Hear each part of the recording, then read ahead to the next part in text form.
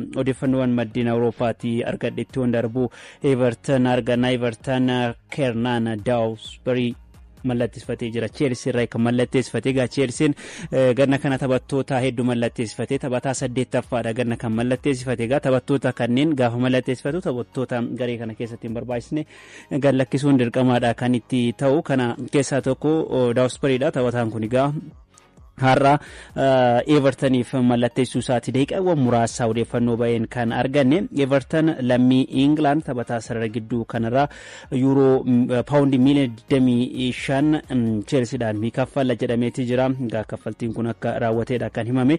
Taphataan ganna 26 Kiernan Dewsbury gaa Everton waliin kontiraata waggaa 5 mallatteessee jira. Taphataan kun gaa Leicester City ni mallatteessaaf eegamaati kan ture garuu amma gara kilaba kanaatti yookiin gara Everton makamuu isaati yookiin imaluu isaati kan gabaafame.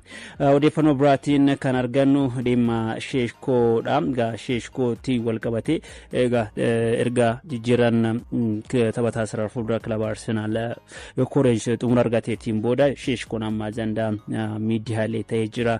Maqaan isaa kilaboota garaagaraa waliin dhaamaati kan ture. Amma garuu Manchester United taphataa kana mallatteessifachuudhaaf sadarkaa dhuunfaatti taphaticha waliin akka walii galeedha kan himame. Taphataan gan 22 lammii Slovaaniyaa kun egaa kilaboota hedduu waliin Arsenaal waliin maqaan isaa ka'aa ture.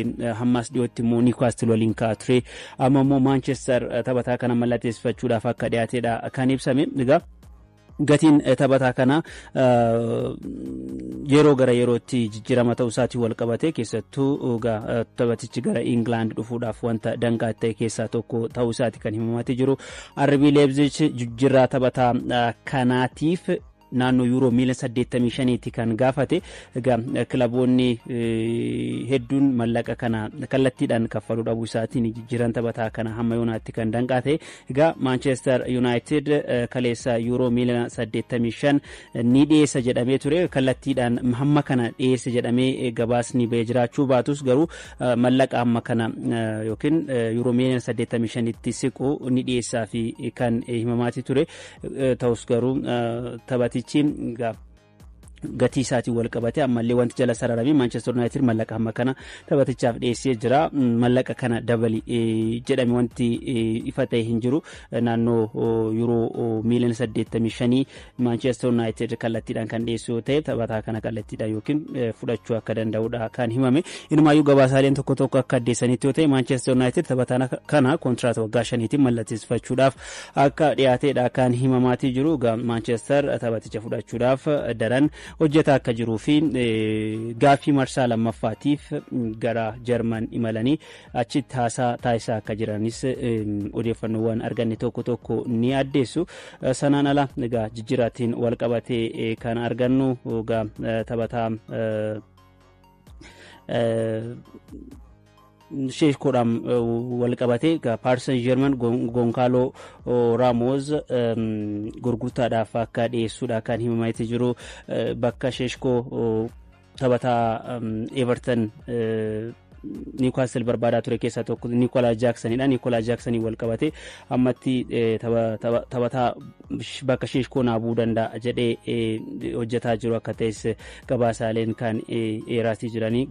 Kana jechuun Newcastle United Nicolas Jackson fudhachuudhaaf akka barbaadudha. Garuu daqiiqaawwan muraasa dura odeeffannoo baheen Nicolas Jackson gara Newcastle United deemuu hin barbaadu jedhamee jira. Taphataan kun achuma Chelsea turuu barbaada. Kanaaf jijjiirran Nicolas Jackson taphataan lammii Senegal kun gara Newcastle taasisu gufatuu mala jedhameetu jira.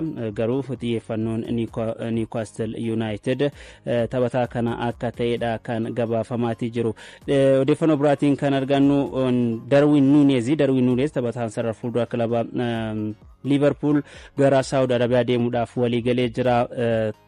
Taphataa kanaaf Al Hilal naannoo yuuroo miliyoona 53 Liverpool ni kaffala jedhameeti jira. Dabalataan kaffaltiin biraas akka jiruudha kan eerame.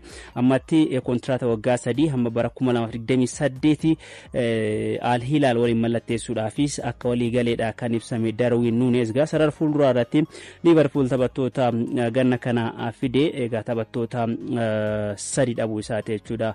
Daagojoota balaa tasaatiin lubbuudhaan dhabeeti jira. Sanaan ala immoo taphataa Darwin Nunez fi David Luiz taphattoota ganna kana Liverpool bahuudhaan gara kilaboota biraatti imalanidha. Taphataan kunis Darwin Nunez amma jijjiirran isaa caafiirraa akka ga'ee fi naannoo euro miliyoona 53 Liverpool kaffaluudhaaf Al Hilal akka walii galeedha kan gabaafame jechuudha. Sanaan alaa kan argannu odeeffannoon ka Arsenaal wal qabatee Arsenaal tapha michoomaati kan taphatu har'a Arsenaal tapha michoomaa afuraffaa ni taphata. Premier League England eegaluudhaaf guyyoota 9 qofaadha. Kanaaf Arsenaal har'a galgala sa'aatii 2 irratti Villarreal waliin tapha michoomaa afuraffaa isaanii taphata. Eeshiyaatti bara dorgommii kanaaf qophiirra kan ture Arsenaal amma gara England deebi'ee tapha michoomaa dirree isaa irratti ni taphata. Tapha kana deeggartoonni baay'een gara dirree seenuudhaan ni daawwatuu fi kan eegamu leenjisaan garichaa Michael Arteetaanis taphattoota ganna kana mallatteessifatan haara hedduu isaanii ni fayyadamuu fi kan eegamu. Nicolas Pepen gara Fly Emirates deebuudhaan kilaba isaa duraanii faallaatee kan taphatu ni ta'a jechuudha. Taphataan kun Villarreal keessaa taphataa jiraachuun isaa ni beekama. Arsenaal bara dorgommii duraatiin taphoota 3 taphate keessaa 2 injifatee tokko immoo Tottenhamin mo'amuun isaa kan yaadatamudha. Walumaa galatti odeeffannoo ispoortii isaatii kanaaf qabadde kanuma.